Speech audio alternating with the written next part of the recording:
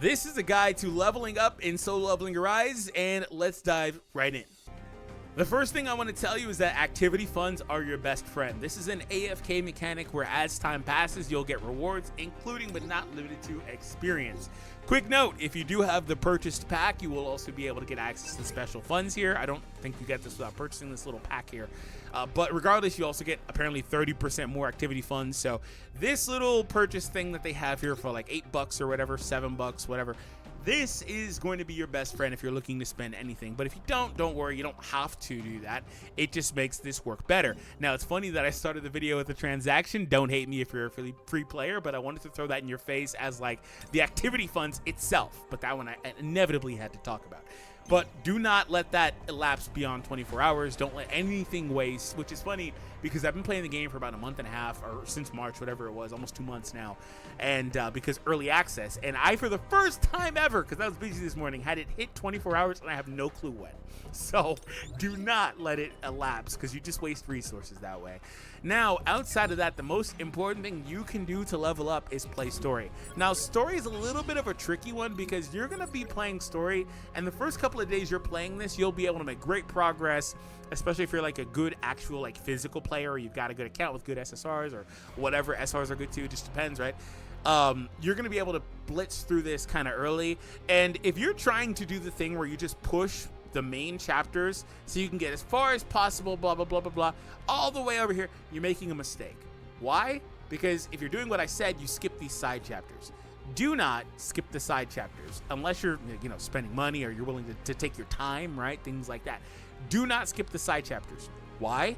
Because the side chapters also drop experience, right?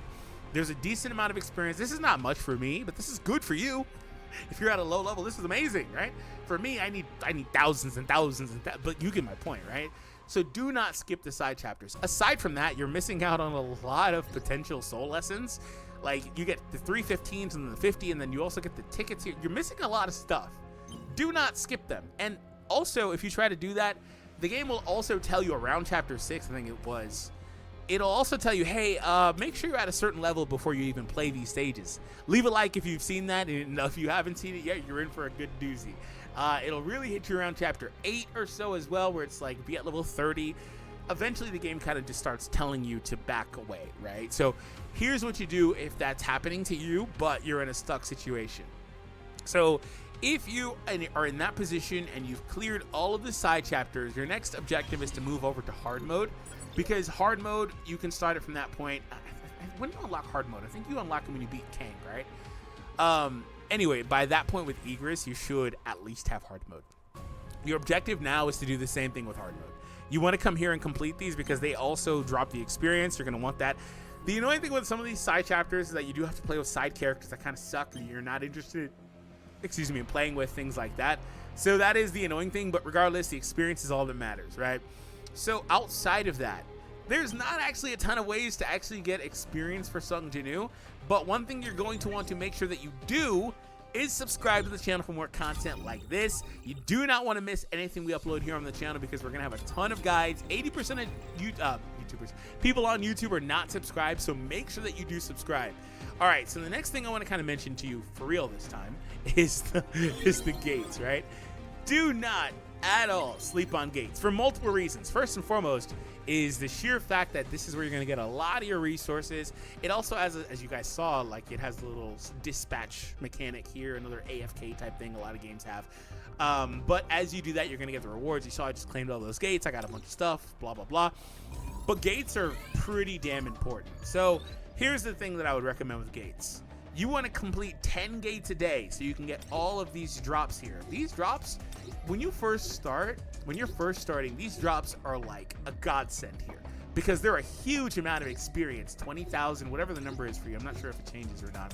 I don't think it does, but those are huge, right? All you have to do is complete 10 gates in a day to do that. Speaking of gates, gates themselves also, aside from the resources, potential gold drops, etc., they also drop experience, so they do matter, right?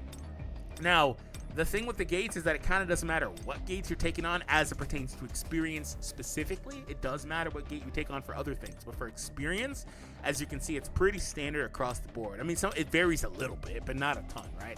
So that's kind of it. So what I can also recommend to you is that rescan around the highest level you can play. For example, I can play 29, but as you see, my team, it needs to, well, I took all the artifacts off my hunters, so they're not really in a position to really play these right now. But if I were to rejig my stuff, I could probably comfortably play around 27 despite having 29 unlocked. Play wherever, see, it's recommending me play here because I can play these ones easy. Play wherever it's comfortable for you. You don't want to shoot too high above what you can do. That doesn't really make a huge difference. This makes a difference with what you get in terms of the drops, not really the experience. Let me actually play this here, and then I'll rescan so you guys can kind of see what I'm talking about. We're gonna sweep. Look at my hunters don't have any gear on right now, so they're not even able to sweep such a basic, piece of content. I'll run those two, and a red gate spawns. We'll run this really quickly, using of all the points on these guys. All right, those are the only 300s I have with gear on because I'm redoing my box. We're gonna go over to what 25 it was, and we'll also show you kind of how things look here. The experience number does go up, so apparently you do want to play higher level, so my mistake on that. I didn't really think it wouldn't go up, but I just wanted to show you that the higher level you can play, which is also why I recommended it, the better off you will be. But again, that's kind of that raise is kind of weird because it's more so just you would need more. If you're able to play here, you just simply need more experience anyway. So that's kind of how things work. So as you see here, I'm also right after this run going to get that big drop, right? The big drop. So we got 3,000 for that, but we're also going to get the big drop here. So 25. And then this is from the other pack. So they have another pack, which is about $6 or whatever. Is it? No, it's the same pack. It's the same pack, isn't it? It also gave me another 7,000. I'm pretty sure it's the same one. The same ticket. So either way, just go to the shop. You'll see what they offer. But I'm pretty sure it's the same one. And so I'm basically about to gain a level just easily, cheaply off of this. So that's pretty much the gameplay loop as it pertains to leveling up. So here's the thing. Some people are going to also hit a situation where, especially if you don't spend any money on that activity fund thing, where you're going to be like, okay, I've cleared normal story. I've cleared the side missions. I've cleared hard mode. I've done my gates. I don't have any activity funds, right? And I'm still not strong enough. Now, at that point, it's important to make the assessment of whether or not you're not meeting the recommended power or you're not meeting the level requirement, because those are two different things. So as you level up, obviously you'll unlock the stages that they tell you to reach a certain level, obviously, right? And at that point, there's not really a ton more you can do. There's just not experience for you outside of those places.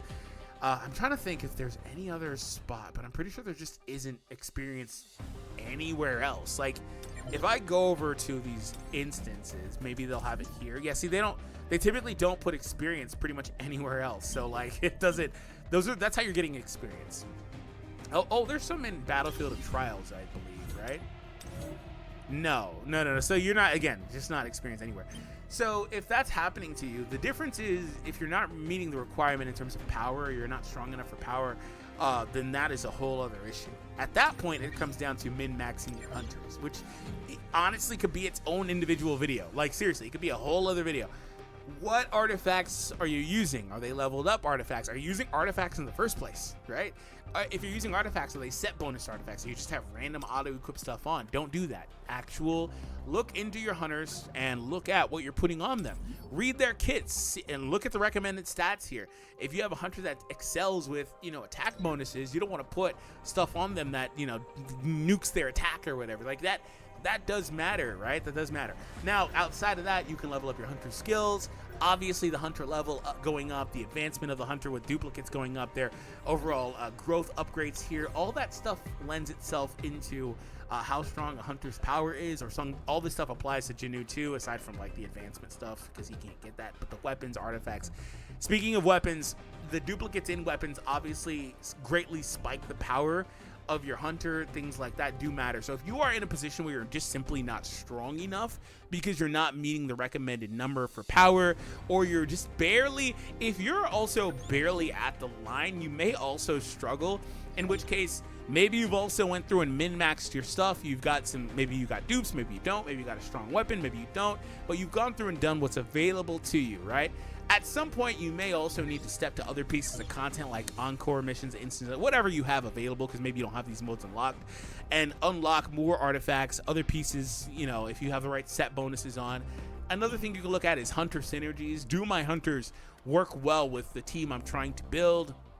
Do they work well? Are the supports that they're offering Janu relevant? Are they not? Do I need a breaker when I'm taking on a piece of content that doesn't need to be broken? Like, things like that also may matter.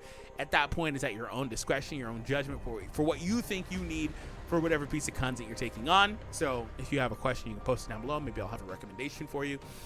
And so that's pretty much it in terms of like all of that. But if it wasn't clear, if you hit the point where you've done everything, you've done your gates, I regret to inform you that just means you gotta wait until next login. you just need to wait until the next login.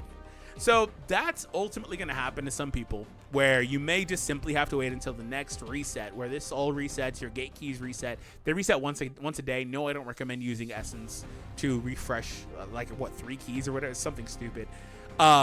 They reset once a day. So you may get in a position where you just simply need to wait. So at that point, that's not much you can really do. But the next day, you should be okay. You should get enough through activity funds, through gates, to get the experience you need to level up. So that is everything in terms of leveling up Sung Jinu and my overall recommendations for you guys. And if you get to the end game, thankfully they still have more story content that I haven't even completed yet, that they just added more. I didn't really finish hard mode either, so I've got a lot of experience on the board for me right now.